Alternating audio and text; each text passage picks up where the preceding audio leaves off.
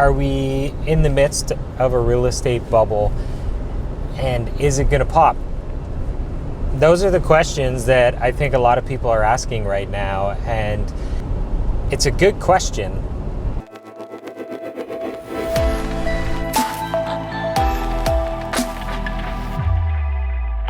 Hello, this is Cory.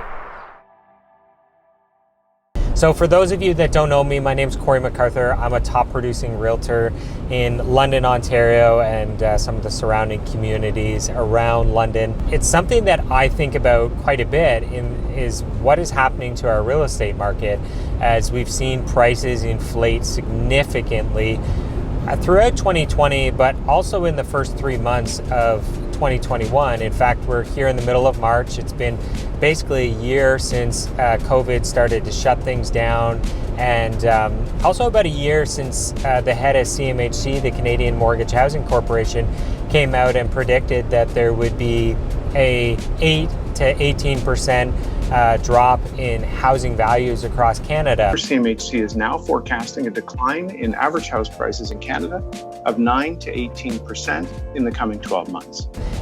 In fact, the real estate market ran the complete opposite direction with even more severity than he predicted. So we've seen last year about an 18% increase in prices, and the first 3 months prices have continued to grow significantly throughout the London market, and honestly all across Canada. Housing values have been growing, and for the most part every single real estate market across Canada is synchronized on that. And while the percentages kind of vary a little bit, they are all growing. And so is that a real estate bubble? Maybe. I mean, the experts tend to say it's not.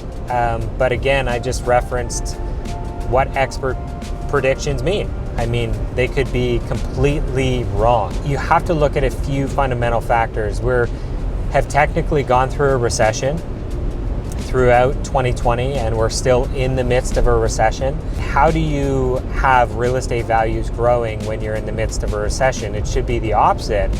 So obviously there's been some interventions along the way. You've got historically low interest rates that are basically been encouraged by the government dropping their overnight rate. You have the government of Canada continuing to pump money into our economy, and the Bank of Canada buying up all the debts that the government of Canada is taking on to fund all this money printing. And you've got that in a government that has basically mandated banks to lend to Canadians so that the Canadian economy will continue to move along. And the primary way that banks do that is by doling out mortgages. So, you've got all of this stuff in place, and that is really, really what has pushed real estate values. And on top of that, throughout all of last year, but particularly even the beginning of 2021, at least in the London area, we've basically had the lowest inventory on the market that we've ever seen. Really, I mean, we had about a half a month's worth of inventory heading into January. The January real estate market just carried on basically the same, if not with even more demand running into January of 2021 than we saw in most of 2020. And so you've got this environment where you've got high demand, low inventory, low interest rates, banks that are willing to lend, and they are just basically shoving mortgages out the door. Saying that we're in a real estate bubble is almost like an obvious statement. You almost have to say, like, of course we are. And there's lots of people that love to yell, hey, we're in a real estate bubble, but they never stop to actually think about why we're in that bubble. And I think it paints a bit of a picture of what we can expect in the future. We've seen so much intervention from the government that has created this. And on top of that, we have the Bank of Canada that is almost denying the fact that the real estate market is a bubble, or that it's even kind of frothy. And really, the Bank of Canada has no mandate to regulate or intervene in the real estate market in any way. It's not one of their concerns. Their concern is to try and get inflation to 2% per year measured on their basket of goods, of which real estate is not included. So when they look at our market, our economy, they don't see an inflation or they don't consider the inflation in the real estate market as something to be monitored or even considered, really, which to me is crazy. A lot of people like to scream, well, just wait until the bubble pops, or wait until the bottom falls out, or the real estate market crashes. And it's almost like people want it to happen, like a I told you so. And people have been saying this for like forever, right? For 10 years, they've been saying that. And the reality is I think that the government isn't going to let it happen, because the government itself has taken on more debt and has encouraged Canadians to take on more debt. And to do that and then just leave Canadians high and dry and let interest rates spike, and at the end of the day, particularly in the real estate market, who is it that's going to begin to default on their loans? It's most of the high leverage loans that are insured by the government that would be the ones that are most likely to start defaulting on their mortgages. So the Bank of Canada, or CMHC, and the bank are left holding the bag for all those folks that default. So there's a vested interest in making sure that that does not happen. The Bank of Canada has already come out and said that they are going to keep interest rates basically pinned to the floor for well into 2023.